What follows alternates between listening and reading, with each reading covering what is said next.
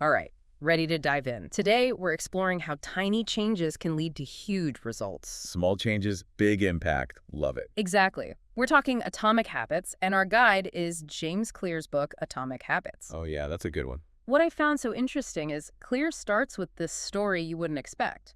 A serious injury, like life-changing. Oh, right, right. The baseball accident. Yeah, a freak accident during a game landed him in a coma, broken nose, facial fractures, the whole nine You yards. couldn't even drive for 8 months.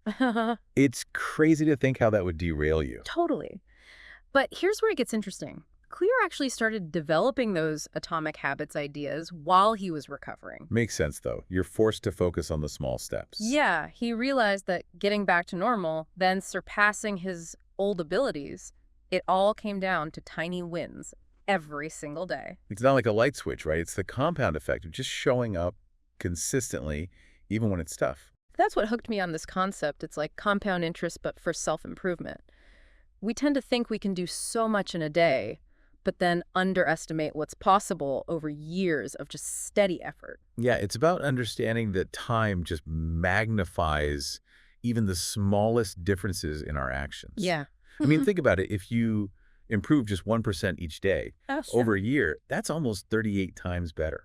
Wow, 38 times. That's wild. But the flip side is true too, right? Small negative choices, those compound as well? Oh, absolutely. Like anything else, it works both ways. Okay, so logically it makes sense, but honestly, some days I'm putting in the work, but I don't see any progress. It's like I'm stuck in this valley of disappointment, like Claire talks about. How do you push through that? Ah, the valley of disappointment. Yeah, we've all been there. It's like you're putting in the effort, you're sticking to those new habits, but you don't see the results right away. So tempting to just give up, you know? Oh, I know it. It's like, where's my big breakthrough moment? But here's Yeah, the thing that plateaus. It might actually be a sign that you're on the right track. really? How so? Think about it like this. You're applying heat to an ice cube. For a while, nothing seems to be happening, but then suddenly, boom, it melts. Okay, I'm starting to see the analogy. All those early efforts, they were essential, even if they didn't produce instant visible results. It was all building up to that melting point. So how do we avoid getting stuck in that valley, in that in-between stage, forever? One way is to shift your focus, maybe from goals to systems. See, many of us get so fixated on that end goal, and it can lead to disappointment, especially if we don't hit it immediately. But systems, those are about the process. Can you give an example? I think that would help solidify it. Sure, let's say your goal is to write a book. That in itself can feel overwhelming, right? Oh, yeah. Huge goal. But what if your system is, I write for 30 minutes every day, no matter what? Okay, so it's smaller, more manageable. You're focusing on the daily action, not just fixating on the final product. And that consistency, that's where lasting change really happens. Okay, systems over goals. I'm making a note of that one. But there's this other idea that really intrigued me, identity-based habits. What's that all about? This is where things get really powerful, I think. Clear's point is that your habits, they shape your identity, but get this, it works the other way too. Your identity shapes your habits. Whoa, okay, explain that a bit more. It's like instead of forcing yourself to change, you actually become the type of person who just naturally does the things you want to do. So you're not fighting yourself, but evolving into who you want to be at the core. You got it. Think about it, the difference between someone who goes to the gym sometimes and someone who sees themselves as an athlete. Oh, I see. I see. Their actions probably reflect that, right? Exactly. One's an occasional thing, the other's part of who they are. So, like, if I want to be a writer, I can't just write when I feel like it. I need to think of myself as a writer all the time and do the work even when it's not glamorous. That's it. Revisions, editing, the whole deal. It's about aligning your actions with the person you want to become. That's where the magic happens. I'm really liking that. Now, I know Clear breaks down habit formation into this four-step loop. Can you walk us through that? Seems pretty fundamental to understanding the rest. Oh yeah, it's the habit loop cue, craving, response, and reward. First, there's the cue. It's basically like a trigger that signals to your brain, hey, time to start this behavior, a reward is coming, get ready. Okay, so we get the signal, the cue. What happens next? Then comes the craving, which is the motivation to act. You actually desire that reward that's been hinted at. So we're queued up, we're craving the reward. What's the next step? That leads to the response, the actual habit you perform, whether it's a thought, feeling, or an action. And finally, we have the reward, the payoff that reinforces the loop. basically teaching your brain, hey, that felt good, let's do that again. So every habit, good or bad, follows these same 4 stages. That's right. That's the framework. And knowing this is so important because then we can start to tweak each stage, right? Build better habits or break the bad ones. Exactly. Figure out what's driving the behavior. But before we get into all that, Clear really emphasizes just being aware of our existing habits, right? Oh, absolutely. That's the foundation. Most of us go through our days on autopilot, Yeah. just mindlessly repeating behaviors without even realizing it. It's true. I catch myself doing that all the time. Clear talks about this idea of a habit scorecard, which sounds fancy, but it's really just a list of everything you do from waking up to going to sleep. Simple but powerful. Okay. But simple can be good. I bet it would be super revealing, though, to actually see it all written out. Oh, for sure. Like how many times do you mindlessly check your phone? More than I want to admit, I'm sure. But as you write down each habit, ask yourself, is this good, bad, or neutral? This simple act of observation, it can be so insightful. It helps you become more intentional with your actions. You know, that reminds me of something Clear mentions about those Japanese train conductors. Oh, yeah. The point and call technique. Yes. They literally point at a signal and call out what they're about to do to reduce errors. Seems so basic, right? It does, but it adds this whole other level of awareness. Like you're really present in that moment And Clear suggests we can use a similar system in our own lives. to break free from those mindless habits. Exactly. So the habit scorecard, it's like a personalized point and call for our whole day.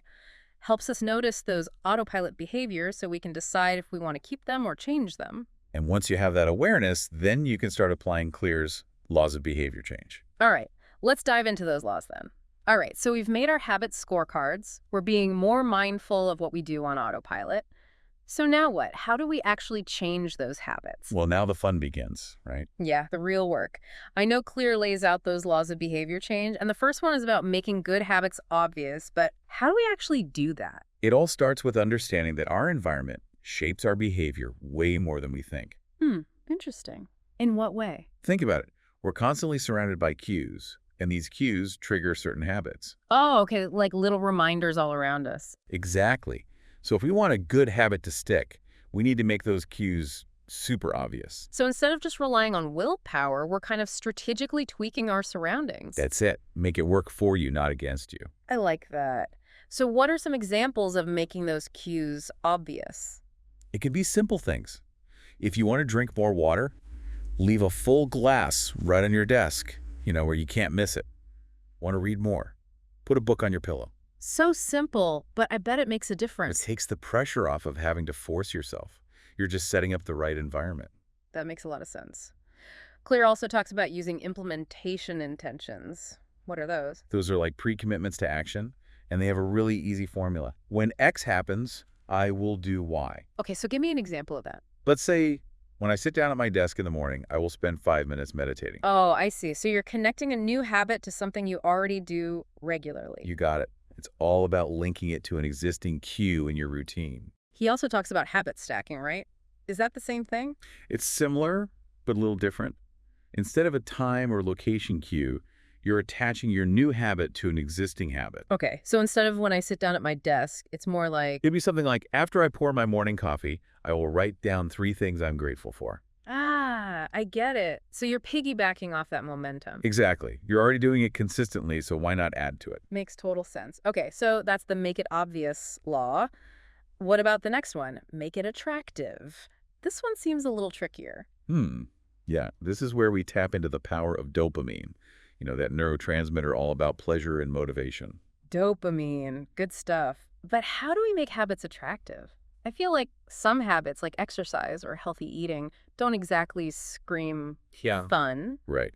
But the interesting thing is, dopamine isn't just released when you experience pleasure. Oh, really? It's also released when you anticipate pleasure. So we can actually hack the system a bit Interesting. Hack it how? by pairing something we enjoy with the habit we're trying to build. It's called temptation bundling. Oh, right. Like only letting yourself watch your favorite show while you're on the treadmill. Bingo. Or listening to an exciting audiobook only during your commute. So you start to associate those good feelings with the habit. It's like a reward. Exactly. You start looking forward to it more. Clear also gets into some pretty crazy stuff about how the food industry manipulates this whole dopamine system. It's kind of scary, to be honest. Oh, yeah, I remember reading that. Like, they figured out exactly how to trigger our cravings. That's right, they create these hyper-palatable foods, the perfect combo of salt, sugar, fat. The trifecta. And our brains just go crazy for them, right? Exactly. They hijack our brains. We crave more, even when we know it's not good for us. It's wild. So we're not just helpless to our cravings, though, right? What can we do? No, not at all. It all comes back to awareness. If we understand how those cravings work, we can start to make different choices. Okay, so how do we break free? We focus on whole, unprocessed foods, satisfy our hunger, but without triggering those addictive pathways. Makes sense. Okay, so we've covered making habits obvious, attractive. Now, what about breaking those bad habits? That's where make it invisible comes in, right? You got it. Just like we talked about making the cues for good habits obvious, Mhm. with bad habits, we do the opposite. Make those cues invisible. Out of sight, out of mind. Exactly. Reduce your exposure, make it harder to engage in that bad habit. You know, Claire tells this great story about the invention of the cash register. Vaguely remind me. Back then, shop owners kept the cash in a drawer, super easy access for employees to steal, right? Yeah, I remember now. But the cash register, it locked everything up, made it basically impossible to steal. Guess what happened? Theft went down, I'm guessing? Vanished. Overnight. Wow, just by changing the environment. Just like that. It took willpower out of the equation completely. That's a perfect example, and we can apply that to all sorts of things, right? To so many things. Want to eat less junk food? Don't keep it in the house. Trying to cut down on screen time. Leave your phone in another room when you're working. Make it harder to access. I love that. So we've tackled obvious, attractive, and invisible. What's the last law? The final one is make it satisfying. Okay, make it satisfying. I like the sound of that already.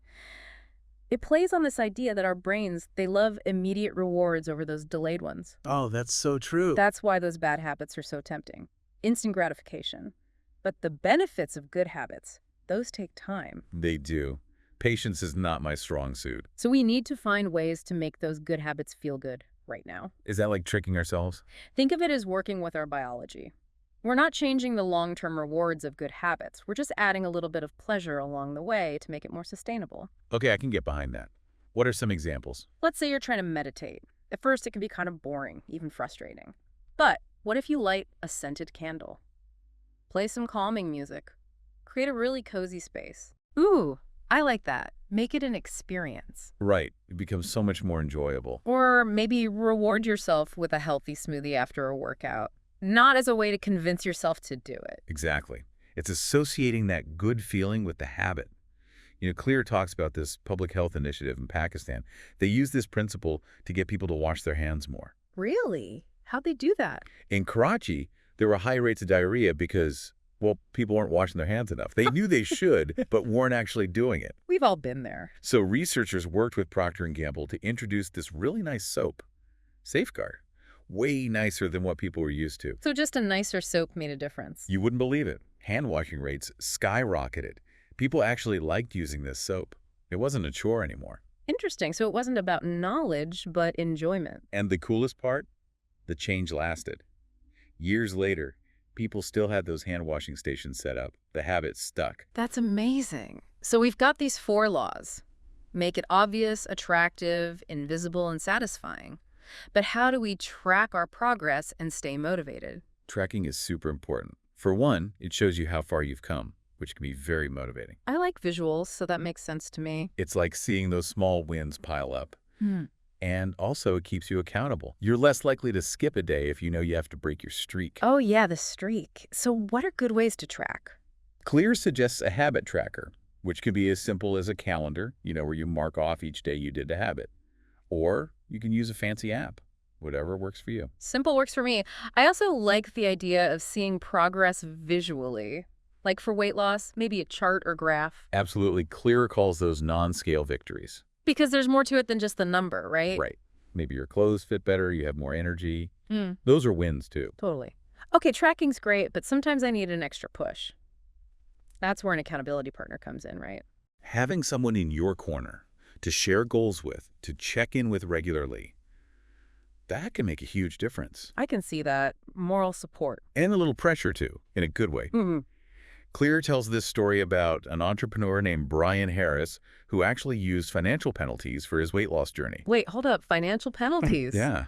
He created this habit contract with his wife and trainer. It had his goals, but also, if he didn't meet them, he had to pay up. That's next level commitment. Did it work? It did. The accountability plus the fear of losing money kept him focused. Wow, I admire his dedication. But for us, regular folks, just having someone to report to can probably do the trick. Oh, absolutely. It could be a friend, family member, even an online community. That shared commitment makes a big difference. Okay, so we've covered how to make habits obvious, attractive, easy, and satisfying. We've talked about tracking and accountability, but there's one more thing, right? Yep, one more. This idea of knowing your strengths and working with your nature, what does that even mean? Clear's point is that we're all different. What works for one person might not work for another. One size doesn't fit all. Exactly. We need to choose habits that fit our abilities and interests. He uses this example of Michael Phelps, the swimmer, and Hicham El Guerrouj, the runner. Both super successful, but totally different builds. Different bodies, different strengths. Right. Phelps, long torso, short legs, perfect for swimming. Yeah. El Guerrouj, short torso, long legs, great for running. So it wasn't just about hard work, it was about finding the right fit for their unique strengths. Exactly. And the same goes for our habits. If you're naturally introverted, maybe forcing yourself to be super social isn't going to work long term. Find what works for you. Yes. Identify your strengths and choose habits that build on them. I love that. Okay, we've covered a lot. Making good habits obvious, attractive, easy, satisfying.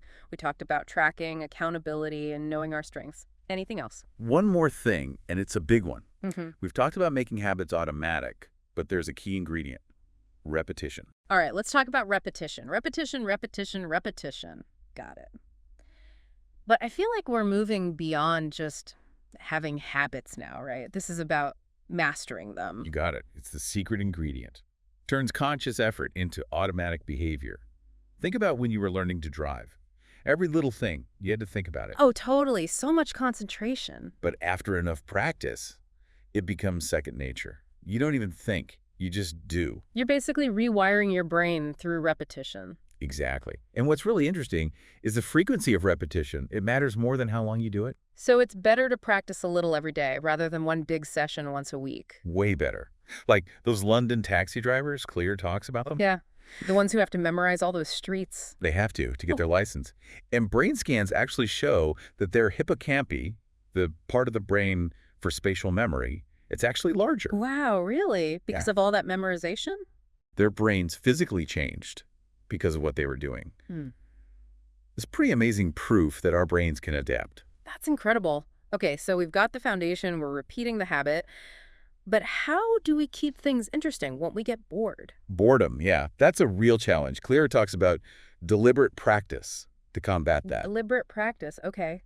What's that about? It's about pushing yourself beyond just going through the motions. You're being intentional, always looking to improve. So it's not enough to just do it, I have to think about how to do it better? Exactly. Like those top athletes. They're already amazing, but they still practice constantly. They work with coaches. They analyze everything. You're always looking for that edge. Always striving for that extra 1% improvement. It's the little things that add up. Okay, so how do I apply that to something like writing? I don't exactly have a writing coach following me around. You don't need a formal coach. It's about setting aside time to focus on specific areas you want to improve. So, like, if I want to improve my dialogue, I focus on that. Exactly. Maybe do some exercises, read books on dialogue, get feedback specifically on that. Get feedback, that's important too, right? Huge. Clear talks about getting an outside perspective because we all have blind spots. Oh, for sure. Okay, so we're practicing deliberately, we're getting feedback, but even with that, won't it still get boring eventually? Boredom's always a risk. But Clear suggests finding that Goldilocks zone for your habits. Goldilocks zone, what's that? It's that sweet spot where the task is challenging enough to keep you engaged, but not so hard that you get overwhelmed. So not too easy, not too hard, just right. Just right, like in a video game, right? Too easy, you get bored. Too hard, you quit. Makes sense. Oh, and there's also that idea of the flow state, right? Where you get so absorbed, you lose track of time. Flow states are amazing. You're totally in the zone. Research shows they're linked to both better performance and happiness. Wow. So if we find that Goldilocks zone for our habits, we might actually experience more flow. It's a win-win. Better results, and you enjoy it more. This has been so eye-opening. As we wrap up our deep dive into atomic habits, what stands out to you as the most valuable takeaway? I think it's remembering that we have a lot more control over our lives than we think. We can shape our environment, our habits, and our future. I love that. It's not about overnight success, it's about those small, consistent actions, those atomic habits that create big results over time. Exactly. Success isn't the destination, it's the journey. Beautifully put. And on that note, I want to leave our listeners with a final thought. What's one small habit, if you did it consistently, that could have a big impact on your life a year from now? Think about it. And get started. Thanks for joining us.